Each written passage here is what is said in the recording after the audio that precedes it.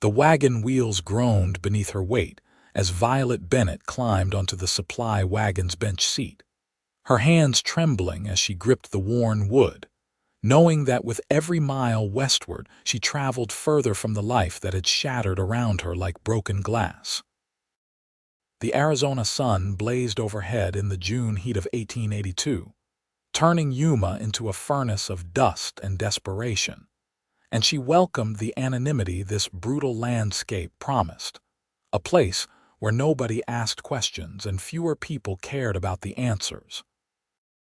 She had paid the wagon master nearly everything she owned for passage west with the supply train.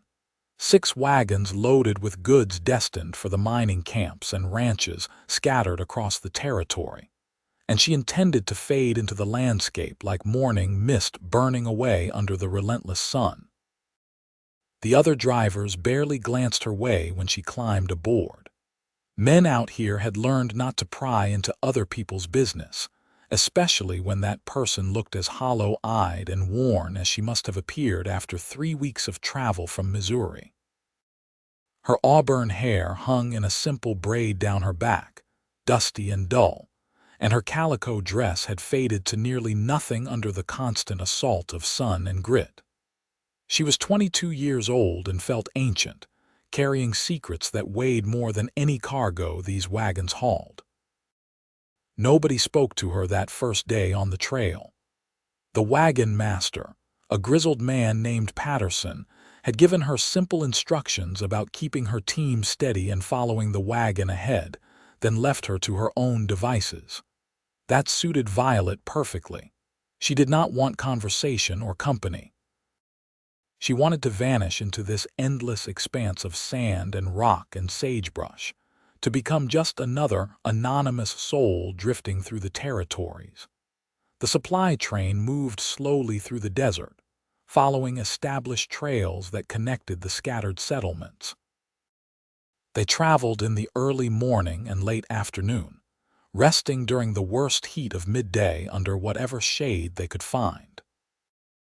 Violet learned the rhythm quickly, grateful for the physical exhaustion that came with managing the team of mules, grateful for anything that kept her mind occupied and away from memories she could not bear to examine. 3 days into the journey, she noticed him. He rode a paint horse, black and white patches that stood out against the muted browns and tans of the landscape. He was not part of the wagon train, but he paralleled their route, sometimes visible on a distant ridge, other times appearing near their camp as evening fell. The other drivers seemed to know him, greeting him with casual waves and brief conversations Violet could not hear from her position at the back of the train. On the 4th evening, as she unhitched her team and led them to water at a small creek, he approached on foot, leading his horse. Violet kept her head down, focusing intently on the mules, willing him to pass by without acknowledging her presence. "You are doing good work with that team," he said, his voice carrying a warm drawl that spoke of Texas or maybe Oklahoma. "Those mules can be stubborn, but they are listening to you." Violet did not look up. "They are fine animals. Name is James Dalton," he continued, undeterred by her cool response. "I scout for supply trains sometimes, make sure the route ahead is clear. Been watching this train since you left Yuma." She said nothing, hoping silence would drive him away. Instead, she heard him move closer, his boots crunching on the sandy ground. "You got a name?" he asked, and there was something gentle in his tone that made her throat tighten. "That is not your concern," she replied, her voice sharper than she intended. "Fair enough," James said easily. "But I reckon it will be nice to have something to call you besides the lady on Wagon 6. Despite herself, Violet glanced up. He was tall, well over 6 feet, with sun-bronzed skin and dark hair that curled slightly at his collar. His eyes were startlingly blue, bright against his tanned face, and they held a directness that made her uncomfortable. He looked to be in his mid-20s, lean and strong in the way of men who spent their lives working under the open sky. His clothing was practical worn denim pants, a faded blue shirt, leather vest, and a wide-brimmed hat he held in his hands. "Violet," she said finally, the word escaping before she could stop it. Then, because it felt dangerous to give even that much, she turned away and busied herself with checking the mule's hooves. "Violet," he repeated as though testing the name. "That is pretty. Suits you." She did not respond, and after a moment she heard him walk away. When she finally looked up, he was leading his horse toward the main camp where the other drivers were building a fire for supper. Violet ate alone that night, as she had every night since joining the train. She made a small fire away from the main group and cooked beans and hardtack, washing it down with lukewarm water from her canteen. The desert cooled quickly once the sun set, and she wrapped herself in a blanket, sitting close to the dying embers and watching stars emerge in the vast darkness overhead. She did not want to think about James Dalton, or his kind eyes, or the way he had looked at her like she was actually visible, actually present in the world. She had worked hard to become invisible. Back in Missouri, she had been someone Violet Bennett, daughter of a respected merchant, engaged to marry the son of a local banker. That life had imploded 6 months ago when she discovered her fiancé's true nature, when she learned that the charming smile he showed the world hid something cruel and violent. When she had tried to break the engagement, her family had taken his side, insisting she was being hysterical, that all women got nervous before their wedding. When she had shown them the bruises he had left on her arms during one of their private meetings, they had blamed her for provoking him. So she had left, taken what money she had saved and fled west, lying about her circumstances to anyone who asked, making her way through a succession of towns until she reached Yuma. She had thought the desert would swallow her up, that she could finally stop running and simply cease to exist in any meaningful way. The supply wagon job had seemed perfect, a way to keep moving, to remain nobody, to drift through the wilderness without attachments or expectations. But James Dalton had seen her. He had spoken to her like she mattered, like she was worth noticing. And that terrified her more than the desert heat or the dangerous trails or the possibility of Apache raids that the other drivers whispered about around their campfires. The next morning, she rose before dawn and prepared her team, determined to stay as isolated as she had been before. But as the wagons rolled out across the sandy terrain, she caught sight of James riding ahead, and something in her chest twisted painfully. She forced her attention back to the mules, to the endless horizon, to anything but the cowboy on the paint horse. They traveled for 8 days without incident. The landscape shifted gradually, the flat desert giving way to rocky hills dotted with scrub brush and twisted juniper trees. The heat remained oppressive, but occasional breezes brought relief. Patterson announced they would reach a trading post called Silver Creek in 2 more days, where they would rest and resupply before continuing north to the mining camps. Violet kept to herself, speaking only when necessary, avoiding the main camp each evening. But she could not avoid noticing James. He was always nearby, riding scout, checking the trail ahead, conferring with Patterson about conditions. And sometimes, when she looked up from her work, she found him watching her with an expression she could not quite read, concern mixed with curiosity perhaps, or something deeper she did not want to name. On the 9th evening, as she was setting up her small camp, James appeared again. This time he carried 2 tin cups and a pot of coffee. "Figured you might like something hot to drink," he said, settling himself on a rock a respectful distance from her fire. "Coffee is not great, but it is warm." Violet wanted to refuse, to send him away with cold words that would make him leave her alone. But the smell of the coffee was tempting, and something about his easy manner made it difficult to maintain her walls. "Thank you," she said quietly, accepting the cup he poured for her. They sat in silence for a while, drinking the bitter coffee as the desert cooled around them. Violet waited for him to ask questions, to pry into her past, to demand explanations for why she was out here alone. But James just sat peacefully, his long legs stretched out in front of him, watching the sunset paint the rocks in shades of orange and purple. Finally, unable to bear the waiting, Violet spoke. "Why do you keep approaching me?" James considered the question, his blue eyes thoughtful. "Because I see you trying real hard to disappear, and I reckon that is about the loneliest thing a person can do." His words hit her like a physical blow. She set down her coffee cup, her hands shaking. "Maybe I want to be alone." "Maybe," he agreed. "Or maybe you have been hurt bad enough that being alone feels safer than letting anyone close." "You do not know anything about me," Violet said, her voice sharp with defensive anger. "No, I do not," James said calmly. "But I know what it looks like when someone is running from something that scared them deep down. I have seen it before. Hell, I have been that person myself." Despite her determination to remain closed off, Violet found herself curious. "What were you running from?" James took a long drink of his coffee before answering. "War, mostly. I was 16 when I joined up with the Confederate cavalry in 1877, lied about my age to get in.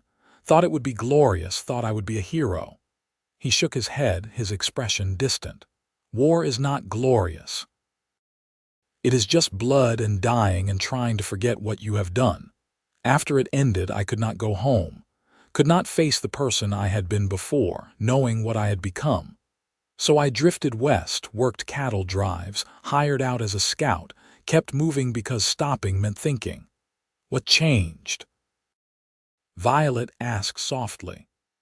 "Met an old ranch hand in New Mexico who told me I could keep running forever, but I would just be dragging my ghosts along behind me. He said I had to stop sometime and decide if I was going to let the past own me, or if I was going to build something new." James looked at her directly, his blue eyes holding hers. "Took me a while to understand what he meant, but eventually I figured out that hiding is not the same as healing." Violet felt tears prick her eyes and blinked them back furiously. "I am not hiding." "All right," James said, and there was no judgment in his voice, just acceptance. "But if you were, it would be okay. And if you ever decided you wanted to stop, well, I would be around." He stood then, collecting the coffee pot and his cup. "Thank you for sharing your fire," he said, settling his hat back on his head. "Sleep well, Violet." He walked away into the gathering darkness, leaving her alone with her thoughts and a confusing swirl of emotions she did not want to examine. That night, wrapped in her blanket under the stars, Violet cried for the first time since leaving Missouri. She cried for the girl she had been, for the trust that had been shattered, for the family that had failed to protect her. And she cried because a blue-eyed cowboy had seen through her carefully constructed invisibility, and instead of demanding something from her, had simply offered understanding. The next morning, she felt raw and exposed, like a wound that had been cleaned but still ached. She prepared her team mechanically, going through the familiar motions while her mind churned. As the wagons rolled out, she saw James riding ahead as usual, but he did not look her way, giving her the space she needed. They reached Silver Creek late the following afternoon. The trading post was a collection of rough wooden buildings clustered around a reliable spring that gave the place its name. There was a general store, a small stable, a building that served as both saloon and boarding house, and a handful of other structures in various states of repair.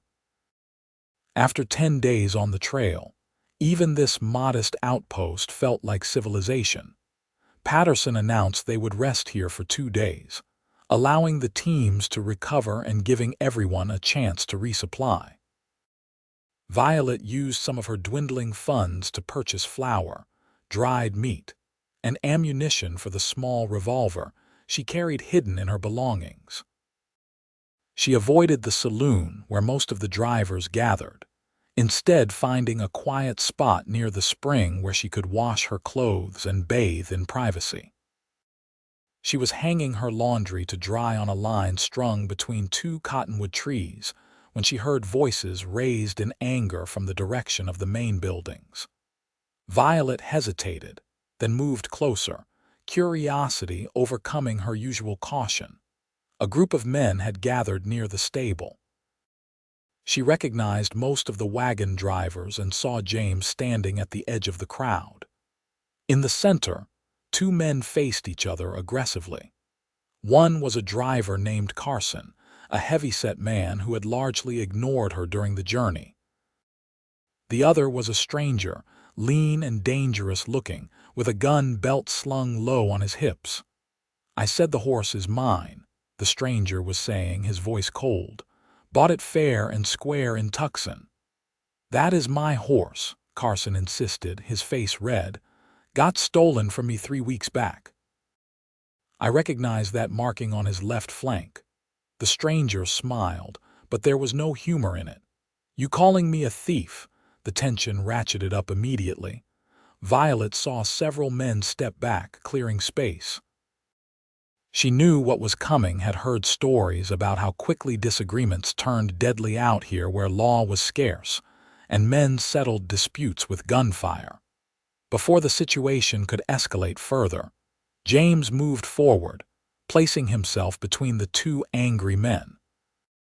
"Easy now," he said, his voice calm but carrying authority. "Nobody needs to die over a horse." "Stay out of this, Dalton," the stranger said.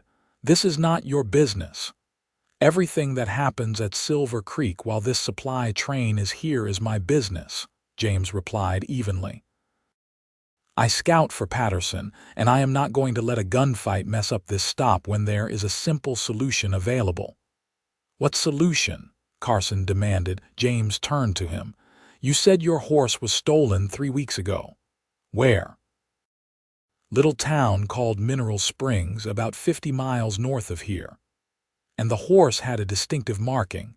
"Yes, a brand on the left flank shaped like a cross." James turned to the stranger. "Mind if we check your horse?" The man's eyes narrowed, but he was outnumbered and seemed to recognize that. "Check all you want. I told you I bought him legitimate." The group moved to the stable where the disputed horse was tied. Sure enough, the animal bore a cross-shaped brand on its left flank. But when James examined it closely, running his fingers over the mark, he straightened and shook his head. "This brand is fresh," he said. "Maybe 2 weeks old. Healed over but recent enough to see. Carson, when was your horse branded?" 5 years ago, when I bought him from a ranch in California." James looked at the stranger. "So either this is not Carson's horse but one that someone branded to look like it, or someone altered the brand after stealing it. Either way, you should be able to show proof of purchase if you bought it legitimate." The stranger's hand drifted toward his gun and Violet felt her heart hammering. But Patterson stepped forward, his own rifle held casually but ready. "I reckon you better move along," the wagon master said quietly. "And leave the horse. If you got proof of purchase, you can come back with it. Otherwise, we will assume you came by this animal dishonestly." For a long moment, the stranger stood frozen, weighing his options. Then he spat in the dust and stalked away, his hand falling from his gun. "Keep the damn horse," he muttered. "Was not worth much anyway." The tension drained from the crowd as the man mounted a different horse and rode out of Silver Creek at a gallop. Carson clapped James on the shoulder, effusive in his gratitude. Violet watched as James accepted the thanks with quiet modesty, deflecting the praise and suggesting everyone get back to their business. As the crowd dispersed, Violet found herself approaching James without consciously deciding to do so. He was checking his horse's saddle when she reached him. "That was well done," she said quietly. James looked up, surprise flickering across his face before he smiled. "Just common sense. Most men out here are not looking for trouble if they can avoid it. Just needed to give everyone a way to step back without losing face."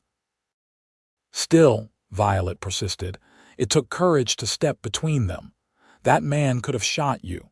"Could have," James agreed, "but did not. Most situations are not as dangerous as they seem if you keep your head and look for solutions instead of fighting." He paused, studying her. "You seem steadier today. Sleep well." The observation was gentle, not prying, but it touched the raw places inside her. "I slept," she said, which was not quite an answer. "Good." James returned his attention to his saddle, giving her an easy out if she wanted to leave. But Violet found she did not want to walk away. Instead, she stood there watching him work, comfortable in the silence in a way she had not expected to be. Finally, James spoke again. "There is a decent meal to be had at the saloon tonight. Real beef stew, not trail beans. You should join us." Violet's first instinct was to refuse, to retreat to her solitary camp. But something in her was tired of running, tired of hiding, tired of being invisible. "Maybe I will," she heard herself say. James looked up, and the smile that crossed his face was like sunrise, bright and genuine. "Good. I will save you a seat." That evening, for the first time since joining the supply train, Violet entered the saloon and sat with the other drivers. The building was rough, just wooden planks and a dirt floor, but it was sturdy and the food was hot. James had indeed saved her a place at one of the long tables, positioning himself between her and the bulk of the other men, giving her a buffer of space that felt protective without being controlling. The stew was delicious, rich with beef and vegetables that must have cost a fortune this far from any farm. Violet ate slowly, savoring each bite while conversation flowed around her. The drivers were telling stories, exaggerating their adventures, competing to tell the tallest tale. Violet found herself relaxing slightly, even smiling at some of the more outrageous claims. James, she noticed, did not participate in the storytelling contest. He ate his meal and listened, occasionally adding a quiet comment but mostly just observing. She appreciated his lack of bombast, his calm presence in the midst of the rowdy group. When the meal ended, some of the men ordered whiskey and settled in for serious drinking. James stood and gestured to Violet. "Walk with me. Silver Creek is not much, but the stars are pretty tonight." She should have said no. She should have returned to her wagon, maintained the distance she had established. But instead, she found herself nodding and following him out into the cool night air. They walked in silence to the edge of the settlement, where the spring created a small pool surrounded by cottonwoods. The sound of water trickling over rocks was soothing, and the smell of the desert after dark sand and sage and something indefinably wild filled the air. "Can I ask you something?" James said eventually, his voice soft in the darkness. Violet tensed. "You can ask. I might not answer. Fair enough." He paused, seeming to choose his words carefully. "When you look at me, do you see someone dangerous?" The question surprised her. "No," she said honestly. "Why would you think that?" "Because you flinch sometimes when men get too close. Because you keep yourself apart. Because you carry a gun hidden in your bag, yes. I noticed when you were buying ammunition earlier, and the way you handle it suggests you know how to use it. Something happened to you, something that made you afraid. I want you to know that I am not that. I am not whoever hurt you." Violet felt her throat close up, tears threatening again. "I know you are not," she whispered, "but knowing and feeling are different things." "They are," James agreed. "And I am not asking you to feel anything you are not ready to feel. I just wanted you to know, to really know, that I see you, Violet. I see you trying to disappear, and I understand why you might want to. But I also see the person underneath all that hurt, the strong woman who drove a supply wagon across the Arizona desert alone, who stands her ground even when she is scared. That is the person I want to know, if you will let me. His words broke something open inside her, some tightly held knot of fear and shame and loneliness. Before she could stop herself, the whole story came pouring out: her engagement, her fiancé's violence, her family's betrayal, her desperate flight west.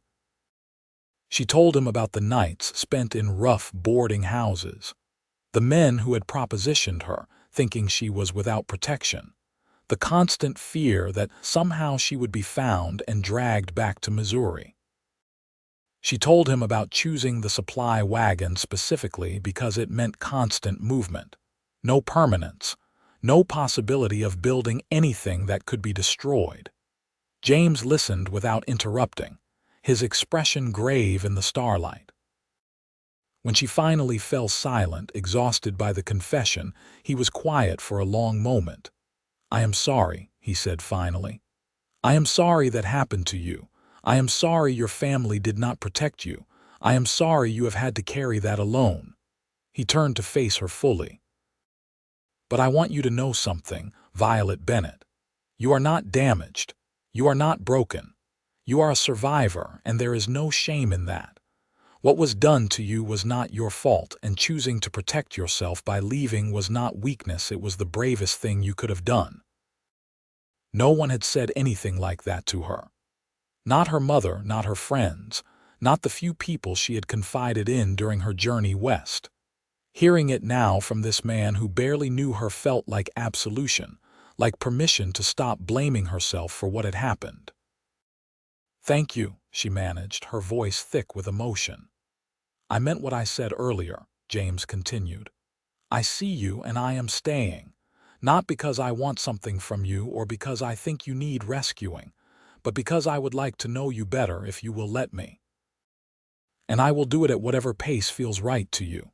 No pressure, no expectations, just being present, being here."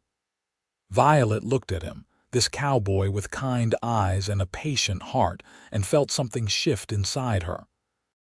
The fear did not disappear. She suspected it would be a long time before she stopped startling at sudden movements or feeling anxious around strangers. But beneath the fear, something new was growing: hope. "I would like that," she said softly. "I would like to know you better too." James smiled, and in that moment, Violet felt truly seen for the first time in months. Not judged, not pitied, not dismissed, just seen as she was, with all her scars and strength. They returned to the settlement eventually, walking slowly through the darkness. James escorted her to her wagon, bidding her good night with a tip of his hat and a promise to bring coffee in the morning. Violet climbed into her bedroll feeling lighter than she had since leaving Missouri, as though some of the weight she had been carrying had been shared and thus made easier to bear. The supply train remained at Silver Creek for the promised 2 days. During that time, Violet found herself spending more time with James, drawn to his steady presence and easy companionship. They talked about simple things: the landscape, the weather, the quirks of the various wagon drivers.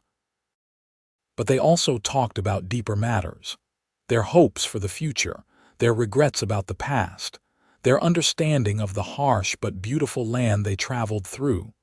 James told her about his family back in Texas, parents and siblings he had not seen in years. He talked about wanting to own land someday, to build something permanent and meaningful. He spoke of his time as a scout, the satisfaction of helping travelers navigate safely through dangerous territory. Violet found herself sharing her own dreams, things she had buried deep because they felt impossible. She talked about wanting to run a business, perhaps a boarding house or a small store in one of the growing towns. She spoke of her love for reading, her desire to be part of a community again, but on her own terms, not as someone's property or burden. "You could do that," James said seriously, when she mentioned the business idea. "You are organized and capable. I have watched you manage that supply wagon. You keep your gear maintained, your team healthy, your supplies inventoried. Those are the skills you need to run any operation." His confidence in her abilities was foreign and wonderful. "No one ever told me I could do something like that," Violet admitted. "My father always said women were suited for wives and mothers, not business." "Your father was wrong," James said bluntly. "I have known plenty of women who run successful businesses out here. The West is not like the East. People care more about whether you can do the work than what gender you are." The idea planted itself in Violet's mind, taking root and beginning to grow. Maybe she did not have to keep running forever. Maybe she could find a place to stop, to build something real. On the evening before the supply train was set to depart, James found Violet near the spring again. She had come to love this spot, the sound of water and the shelter of the cottonwoods providing a sense of peace. "I have been thinking," James said without preamble. "The supply train is heading north to the mining camps, but my scouting contract with Patterson ends here. I need to decide where to go next." Violet felt her heart sink. Of course he would not stay with the train. He had his own life, his own plans. She had no claim on him, no right to expect him to remain nearby. "Where will you go?" she asked, trying to keep her voice neutral. "That depends," James said, his blue eyes searching her face. "I have been thinking about what I said before, about building something permanent. There is a town about 60 miles northwest of here called Copper Ridge. It is growing because of the mines nearby, and last I heard, they needed people willing to work hard and invest in the community." He paused. "I was thinking of heading there, maybe finding work on one of the ranches or setting up as a guide for mining operations. But I do not want to go if it means leaving you." Violet stared at him, hardly daring to believe what she was hearing. "You would change your plans for me." "Not change," James corrected gently. "Choose. I can scout anywhere, but I only know one woman who has captured my attention so completely that I cannot imagine riding away from her." He stepped closer, his voice dropping. "These past few days getting to know you have been the best days I have had in years. You are smart and strong and beautiful, and when you smile, which you are doing more often now, it feels like watching the sun come up. I am not asking you for promises or commitments. I know you need time to heal. But I would like to court you properly, Violet Bennett, and I would like to do it in a place where we could both build new lives if things work out between us." Violet's mind raced. Copper Ridge, a growing town that needed capable people. She still had some money left, enough perhaps to secure room and board while she figured out what came next. And James would be there, not hovering, not demanding, just present and willing to take things slowly. "I am afraid," she admitted. "What if I cannot be what you want? What if I am too damaged to ever trust anyone completely again?" James reached out slowly, telegraphing his movement, and gently took her hand. His palm was warm and calloused against hers. "Then we will figure it out together. I am not perfect either, Violet. I have my own scars, my own fears. But I think maybe we could help each other heal. And if it does not work out, if you decide you want something different, I will respect that. I just want the chance to try." Violet looked down at their joined hands, then up at his face, so open and honest in the twilight. Every instinct screamed at her to protect herself, to refuse, to keep running. But beneath the fear was that growing seed of hope, nurtured by James's patience and kindness. "All right," she said, her voice barely above a whisper. "Let us go to Copper Ridge, together." The smile that broke across James's face was incandescent. He squeezed her hand gently, then released it, respecting her boundaries even in his joy. "We will leave in the morning if that is acceptable to you. It is about 3 days' travel, but the route is safe and well marked." That night, Violet told Patterson she would be leaving the supply train. The wagon master was sorry to lose a good driver, but understanding when she explained she had decided to settle in Copper Ridge. He paid her the wages she was owed and wished her well. The other drivers gave her a send-off the next morning, several of them expressing surprise that the quiet woman from Wagon 6 was leaving. Carson, whose horse James had helped recover, pressed a small bag of coins into her hand. "For helping keep us all safe on the trail," he said gruffly. "You were steady, never complained. That is worth something." Violet was touched by the gesture and the recognition. She had thought herself invisible, but apparently people had noticed her competence and reliability. It was a good feeling, being valued for her work rather than her appearance or connections. James had secured a gentle mare for Violet to ride, along with a pack mule to carry her belongings. As they rode away from Silver Creek, Violet looked back once at the supply wagons preparing to continue north, then turned her face toward Copper Ridge and whatever future awaited there. The journey took 4 days rather than 3 because they traveled at an easy pace, James attentive to Violet's comfort and the animal's condition. They camped under the stars each night, maintaining separate bedrolls but sitting together by the fire, talking until exhaustion claimed them. James was as good as his word, never pushing for more than Violet was ready to give. He treated her with respect and consideration, helping with camp tasks without making her feel incapable, sharing his knowledge of the land without being condescending. Violet found herself relaxing in his presence, the constant vigilance she had maintained for months beginning to ease. On the 3rd evening, as they sat watching the fire burn down to embers, James told her about the first time he had killed a man. It had been during a cattle drive, a dispute with rustlers that had turned violent. His voice was heavy with old pain as he described the moment, the weight of taking a life even in self-defense. "I tell you this," he said quietly, "because I want you to know I am not untouched by violence either. I have done things that haunt me, but I choose every day not to let those things define me. I choose to be better than my worst moments." Violet understood what he was offering, a glimpse of his own vulnerabilities, a demonstration that strength and gentleness could coexist, that being a man did not require violence or domination.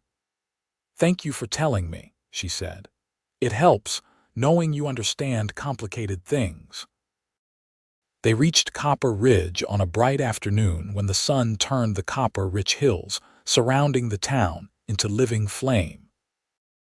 The settlement was larger than Silver Creek, with a proper main street lined with businesses. A general store, a hotel, a bank, a restaurant, a dress shop, a barber, and several saloons. Beyond the main street, houses spread out in rough rows, some newly built and others clearly established for years. In the distance, mine works scarred the hillsides, and Violet could see the tiny figures of men working the claims. James led them to the hotel, a 2-story structure with a covered porch and glass windows, luxuries after weeks in the desert. The proprietor, a cheerful woman named Mrs. Henshaw, had rooms available and was happy to rent one to Violet on a weekly basis. "You planning to stay in Copper Ridge, dear?"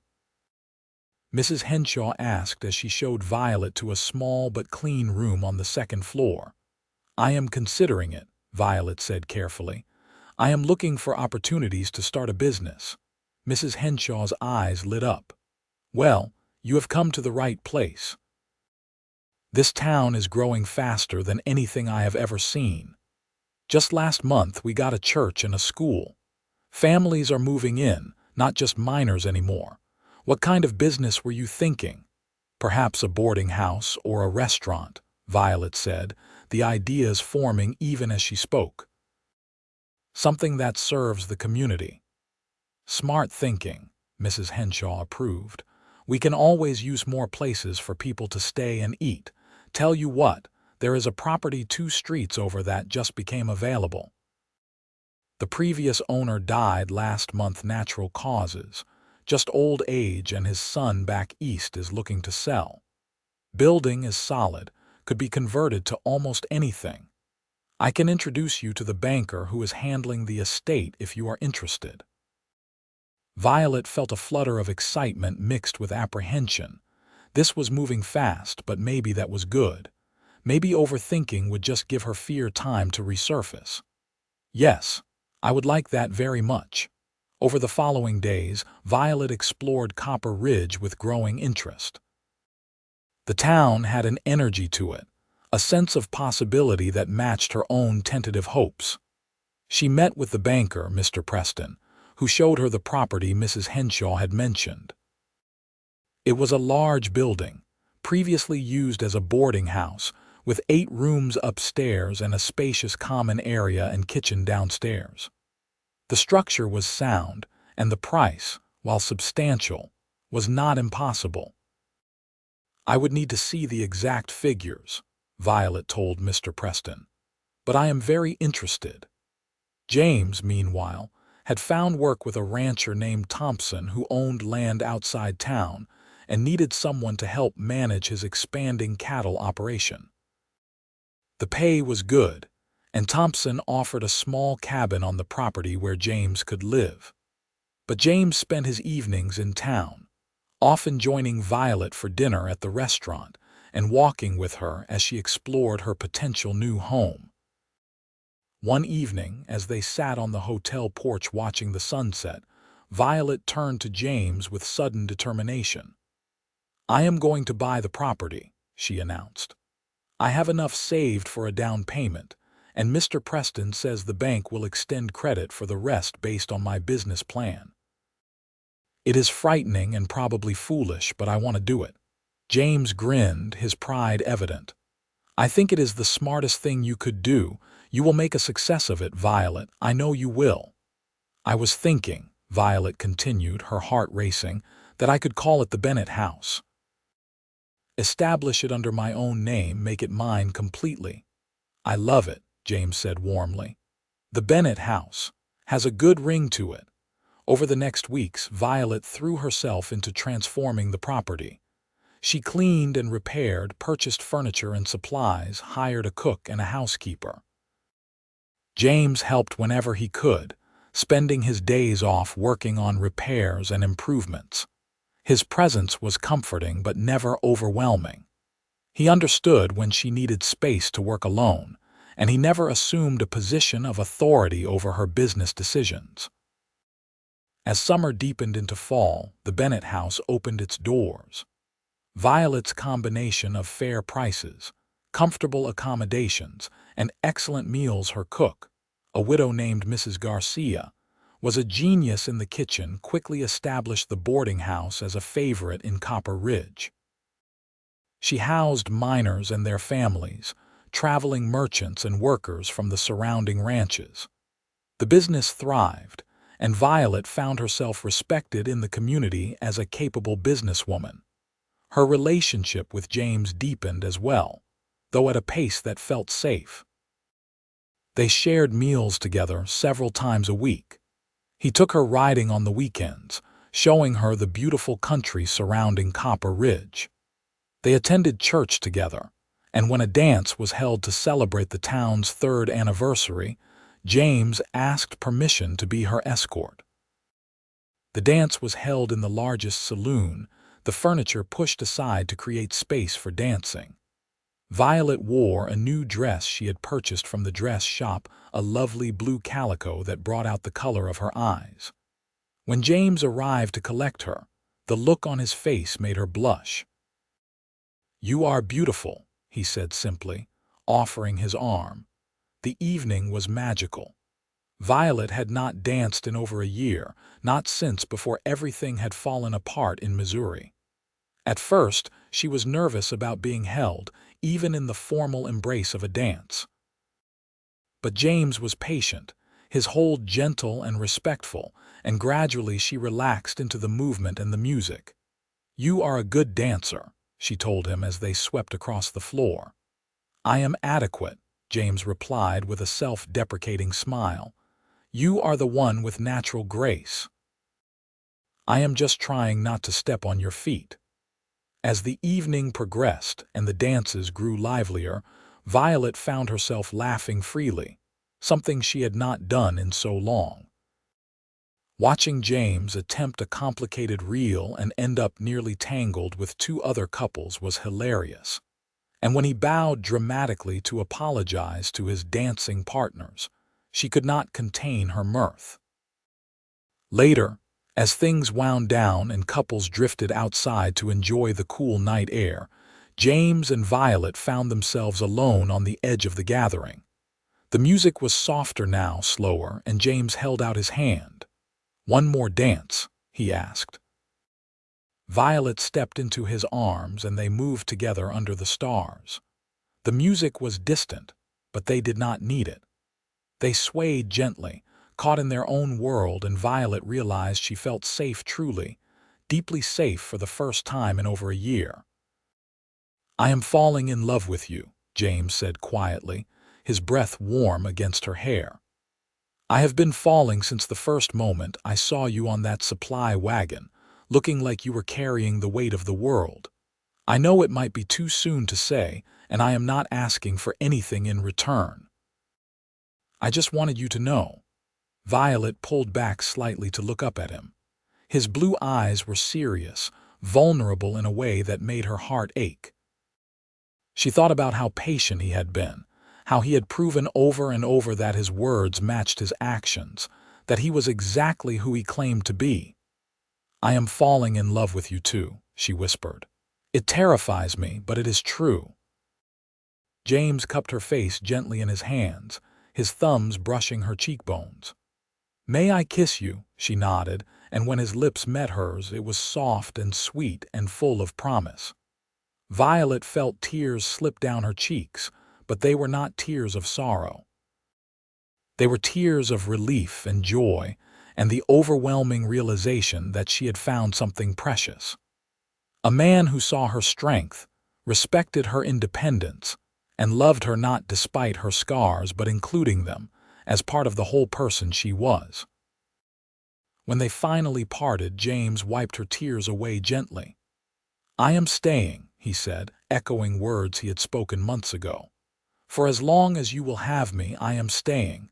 "Good," Violet replied, her voice steady and sure, "because I am done disappearing." The months that followed were the happiest of Violet's life. Her relationship with James continued to deepen, built on a foundation of mutual respect and genuine affection. He proposed to her one evening in November as they walked along the creek that ran through Copper Ridge, going down on one knee in the dried grass and offering her a simple gold band. "I know we have not known each other long by some standards," he said, his voice shaking slightly with emotion. "But I know my heart, Violet. I know I want to build a life with you. I want to wake up every morning and see your face. I want to support your dreams and have you support mine. I want to be your partner in all things. Will you marry me?" Violet looked at this man who had waited so patiently, who had proven his trustworthiness time and again, who had never tried to control or diminish her. "Yes," she said, pulling him to his feet. "Yes, I will marry you, James Dalton." They were married in December in the small church, with half the town in attendance. Mrs. Henshaw cried through the entire ceremony. Mrs. Garcia prepared a feast for the reception that was talked about for weeks afterward. Violet wore a dress of ivory silk, simple but elegant, and James wore his best suit, his dark hair freshly cut and his blue eyes shining with happiness. As they stood before the minister exchanging vows, Violet reflected on the journey that had brought her here. She had left Missouri broken and afraid, determined to disappear into the vast western landscape. But she had found instead a place to belong, work that fulfilled her, and a man who loved her completely. The wedding night was gentle and unhurried. James was patient with Violet's remaining fears, taking time to reassure her with touch and words until she felt comfortable and safe. When they finally came together, it was an act of love and trust that left them both shaken and amazed. "I love you," James murmured against her hair as they lay tangled together afterward. "I will love you every day for the rest of my life." "And I love you," Violet replied, her heart full to bursting. "Thank you for seeing me when I wanted to disappear. Thank you for staying." They settled into married life with surprising ease. Violet continued to run the Bennett house, her reputation as a capable businesswoman growing throughout the territory. James managed Thompson's ranch with skill, eventually becoming a partner in the operation as the business expanded. They purchased a small house on the edge of Copper Ridge, halfway between town and the ranch, a comfortable home they filled with love and laughter. In the spring of 1883, Violet discovered she was pregnant. The news filled her with joy tinged with apprehension, but James's excitement was so genuine that her fears gradually subsided. He was attentive throughout her pregnancy, helping with the boarding house when she grew too tired, rubbing her aching feet in the evenings, reading aloud to her from the newspapers and books that arrived regularly from San Francisco. Their son was born in November, a healthy baby with his father's dark hair and his mother's determination. They named him William, and he became the center of their world. Violet hired additional help at the Bennett house so she could spend more time with William in his early months, and James adjusted his work schedule to be home every evening. Watching James with their son filled Violet with an emotion she could barely name. He was so gentle, so patient, rocking William for hours when he was fussy, changing diapers without complaint, singing off key lullabies that made Violet laugh. This was the kind of father she had always hoped her children would have present, engaged, loving. As William grew from infant to toddler, their lives took on a comfortable rhythm. The Bennett house continued to prosper. Copper Ridge grew larger, becoming a proper town with paved streets and gas lamps and regular stagecoach service. James and Thompson expanded their cattle operation, becoming one of the most successful ranches in the territory. Violet joined the town council, advocating for better schools and support for families. She and James became pillars of the community, respected and loved. In 1885, their daughter Emma was born, a tiny thing with auburn hair and blue eyes who had her father wrapped around her finger from the first moment. William, now 2, was fascinated by his baby sister, constantly wanting to help care for her.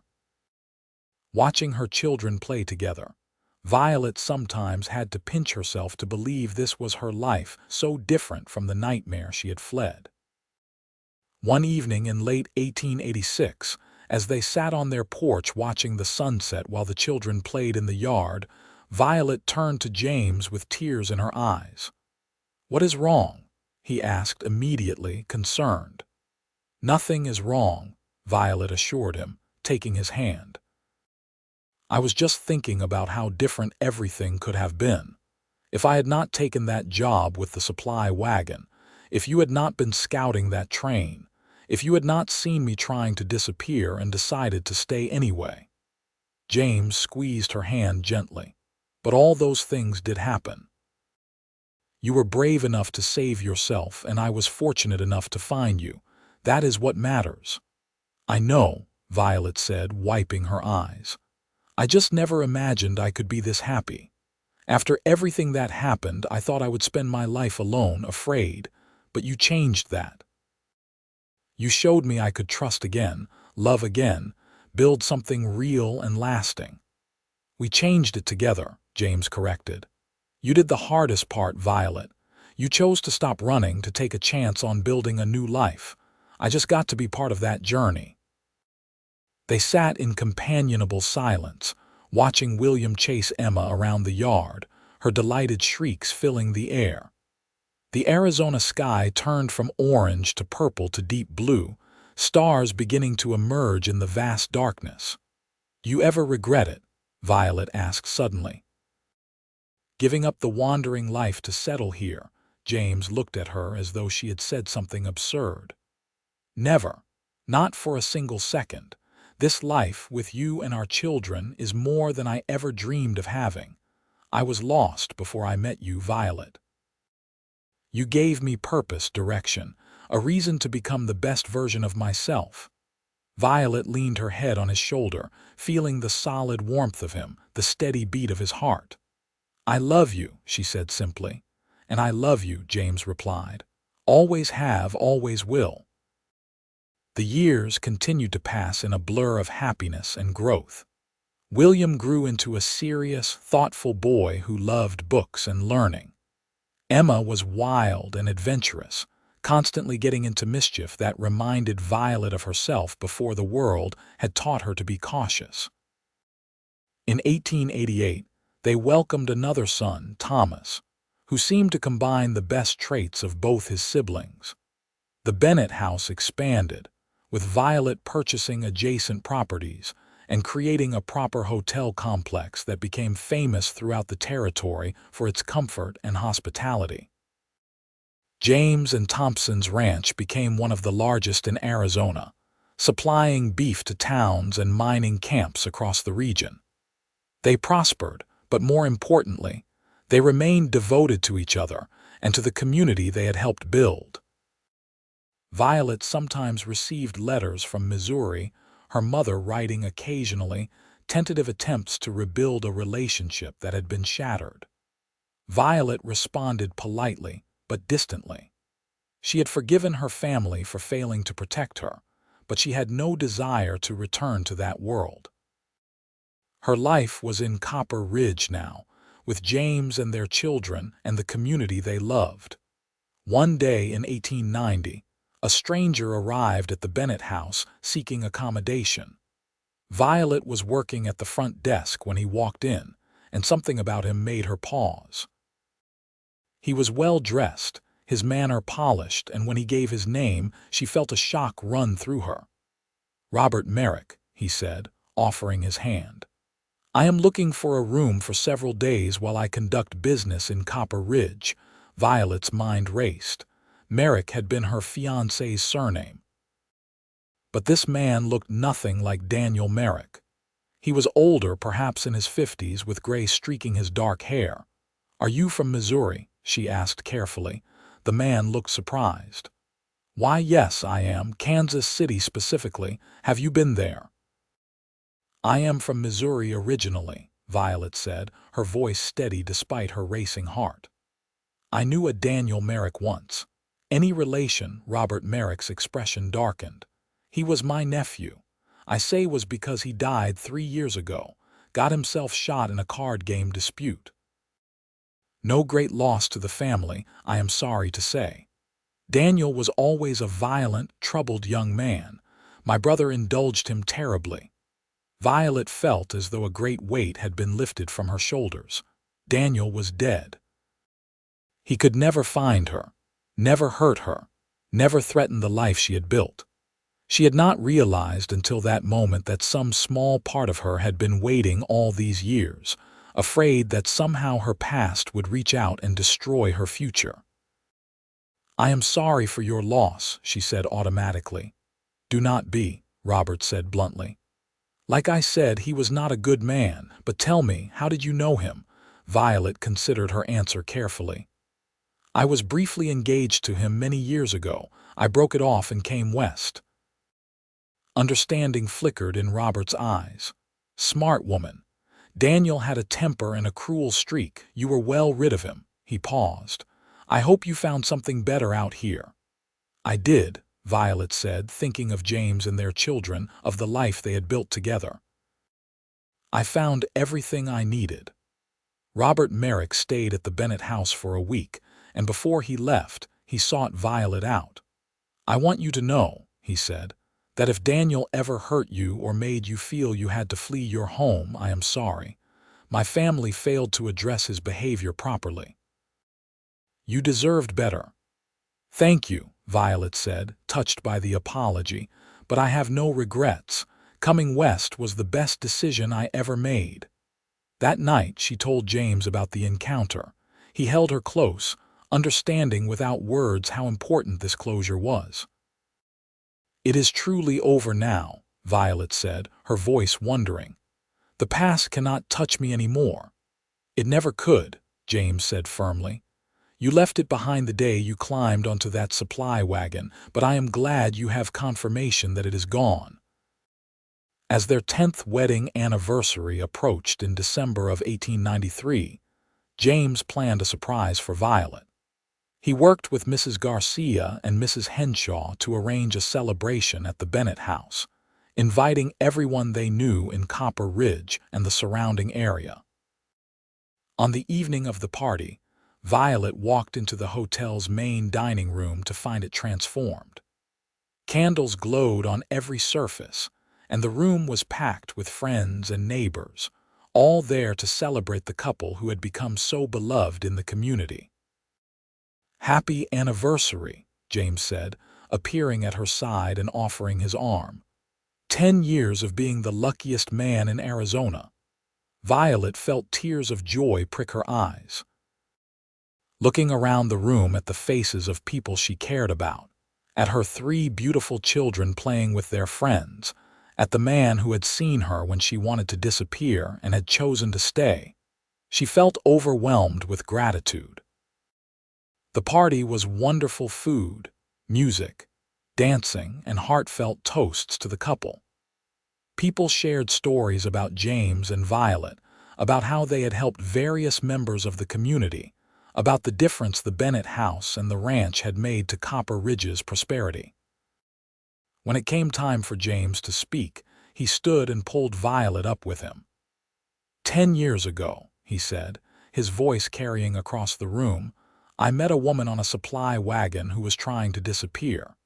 She had been hurt badly, and she thought the only way to stay safe was to become invisible. But I looked at her and saw someone extraordinary, brave and strong and beautiful in every way that mattered. I told her I saw her and I was staying.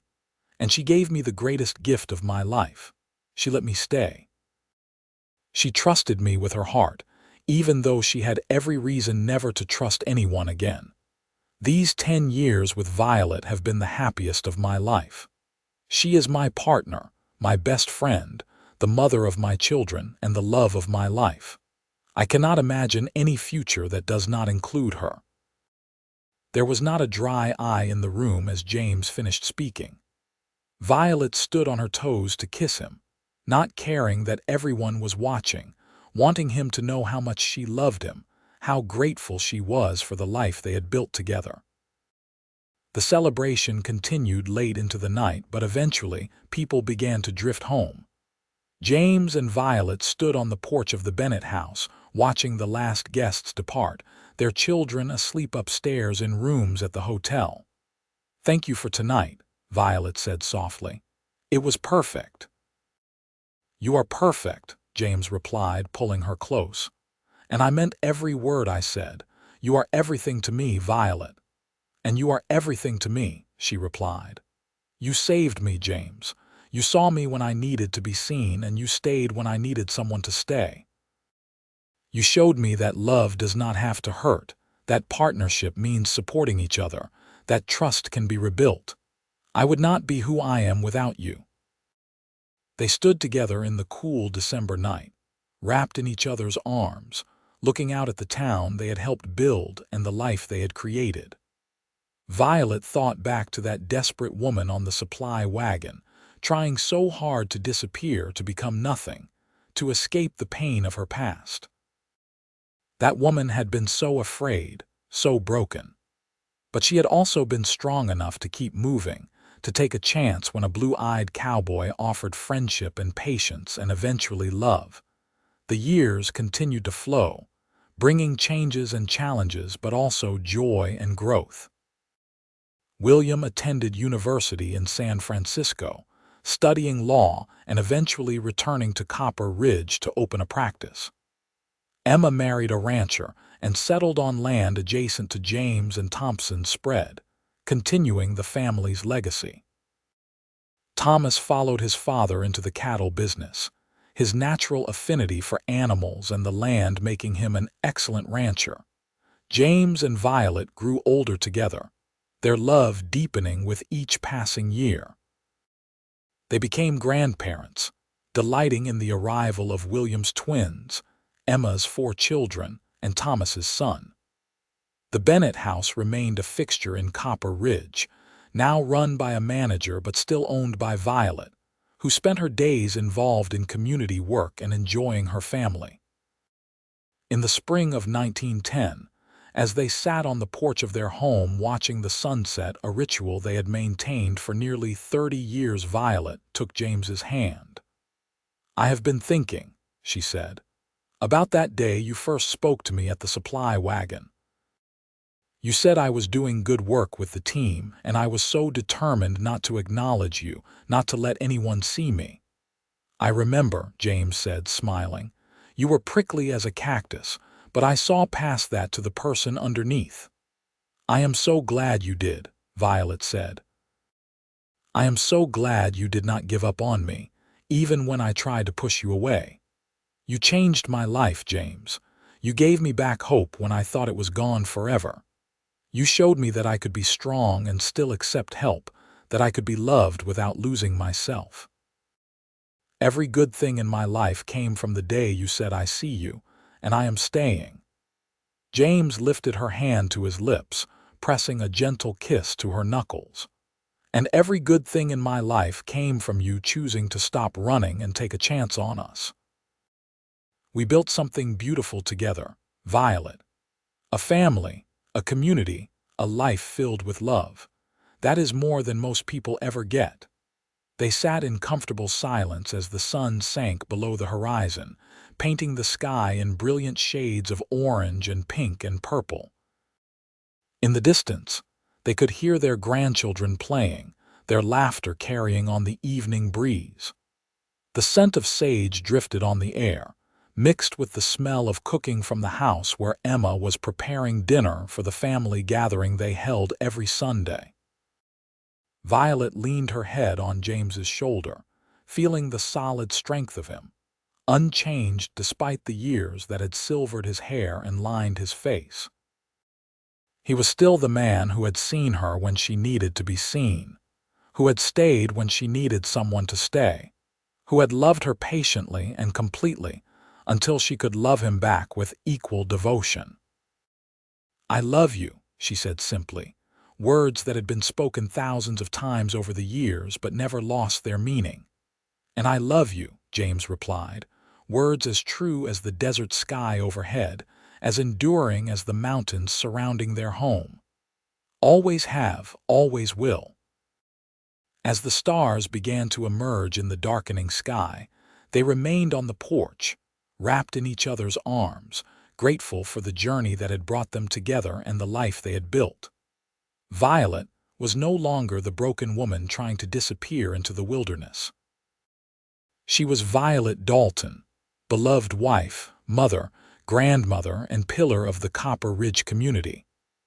She had found her place in the world, not by hiding but by allowing herself to be seen, to be known, to be loved. And it had all begun with a cowboy who looked at her and said, "I see you, and I am staying." That promise had held true for 30 years and would hold true for all the years to come, binding them together through joy and sorrow, triumph and challenge, youth and age. Their love was as vast as the Arizona sky, as enduring as the land itself, a testament to the healing power of patience, trust, and unwavering devotion. In the end, Violet had not disappeared into the Wild West. She had found herself there, discovered strength she had not known she possessed, built a life beyond her wildest dreams. And she had done it alongside a man who had seen her true self from the very beginning and had loved what he saw. As the evening deepened into night and they finally rose to join their family for dinner, Violet took one last look at the land that had become her home. The desert that had once seemed like a place to hide had instead become the foundation for everything good in her life. She had come west broken and afraid, seeking only to survive.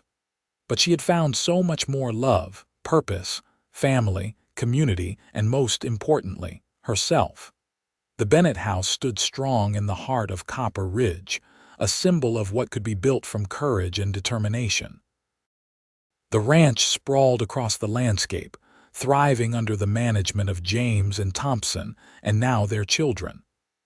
Their home sheltered multiple generations, filled with laughter and love. And through it all, James and Violet remained at the center, their bond unbreakable, their love the cornerstone upon which everything else was built. Violet Bennett had climbed onto a supply wagon hoping to disappear, but a cowboy named James Dalton had seen her and stayed. And in that seeing, in that staying, they had built a life more beautiful than either could have imagined, a testament to the transformative power of love that sees truly, waits patiently, and commits completely. Their story became part of Copper Ridge's history, told and retold through the generations. Young couples looked to James and Violet as examples of what love could be.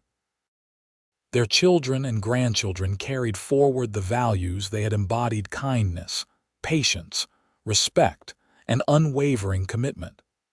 The Bennett house remained open for over 50 years, providing comfort and hospitality to thousands of travelers.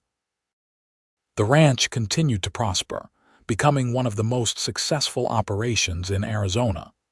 But more than any material success, James and Violet's true legacy was the love they had built and maintained, the example they had set, and the family they had raised. They proved that the past did not have to define the future, that wounds could heal with time and patience, that trust could be rebuilt, and that love, real, deep, abiding love, could overcome even the deepest scars. As they entered their later years, slowing down but never losing their devotion to each other and their community, James and Violet remained inseparable. They were fixtures at church services, at town celebrations, at family gatherings. Everyone knew their story, or some version of it, and everyone was inspired by the obvious love that still radiated between them after more than 4 decades of marriage. In 1923, as they celebrated their 40th wedding anniversary surrounded by children, grandchildren, and even a few great-grandchildren, James stood to give another toast. His hair was white now, his movements slower, but his blue eyes still sparkled when he looked at his wife. 40 years ago, he said, his voice still strong despite his age, I made Violet a promise. I told her I saw her and I was staying. That was the easiest promise I ever made, because from the moment I met her, I knew she was extraordinary. These 40 years have only confirmed what I knew then. She is the strongest, bravest, most loving person I have ever known, and I am grateful for every single day I have gotten to spend as her husband. Violet stood beside him, tears streaming down her face, and added her own words. James Dalton saved my life in every way that matters. He saw me when I was trying to be invisible. He loved me when I thought I was unlovable. He waited patiently while I learned to trust again. He built a life with me that exceeded my wildest dreams. I was lost when we met, and he helped me find myself. That is the greatest gift anyone has ever given me. Their family erupted in applause and cheers, the celebration continuing long into the night. But eventually, as always, James and Violet found themselves alone on their porch, watching the stars, holding hands, exactly as they had done for 4 decades. "You remember that first night at Silver Creek?" Violet asked softly. "When you brought me coffee and we talked by my fire." "I remember everything about you," James replied. "Every moment, every conversation, every smile. My life began the day I met you, Violet." "And mine began the day I let you in," she said. "The day I stopped trying to disappear and started trying to live. You made that possible." "We made it possible together," James corrected gently. "You had the courage to take the chance. I just got to benefit from that courage." They sat in peaceful silence, comfortable in each other's presence as they had been for so many years. The desert night surrounded them, vast and beautiful, the same landscape that had witnessed their first meeting, their courtship, their wedding, the building of their life together. Violet thought about the frightened woman she had been, fleeing a broken engagement and a family that had failed her, seeking only to vanish into the wilderness. She thought about James, young and wandering, searching for purpose and meaning in the aftermath of war and displacement. Two lost souls who had found each other in the most unlikely place, at the most unlikely time, and had built something extraordinary. Their love had not been effortless, healing never was. There had been difficult moments, times when Violet's old fears resurfaced, nights when James's own demons caught up with him. But they had faced everything together, supporting each other through the hard times and celebrating together through the good. That was what real love looked like. Not perfect, but persistent. Not without struggle, but never giving up. As the years continued to pass, James and Violet remained devoted to each other until the very end. James passed away peacefully in 1925 at the age of 70, surrounded by his family with Violet holding his hand. His last words were for her, "I see you and I love you. Forever." Violet grieved deeply, but found comfort in their children and grandchildren, in the community they had built, in the memories of 43 years of marriage. She lived another 5 years, active and engaged despite her sorrow, finally passing away in 1930 at the age of 70. They were buried side by side in the Copper Ridge Cemetery under a headstone that read simply, "James and Violet Dalton. He saw her. He stayed. They built a life of love." Their story became legend in Copper Ridge and beyond, a testament to the power of seeing people truly, of staying through difficulty, of building love on foundations of trust and respect. The Bennett house operated for many more decades, run by their descendants, always maintaining the standards of hospitality and kindness that Violet had established. The ranch remained in the family, prospering through multiple generations. But more than any physical legacy, James and Violet left behind a model of what love could be: patient, kind, respectful, and enduring. They proved that broken hearts could heal, that trust could be rebuilt, that people could overcome their pasts and build beautiful futures. They showed that seeing someone truly and choosing to stay even when things were difficult was one of the greatest gifts one person could give another. In the Wild West of Arizona Territory in 1882, a woman climbed onto a supply wagon hoping to disappear. A cowboy saw her and decided to stay. And from that simple beginning, they built a love story that would inspire generations.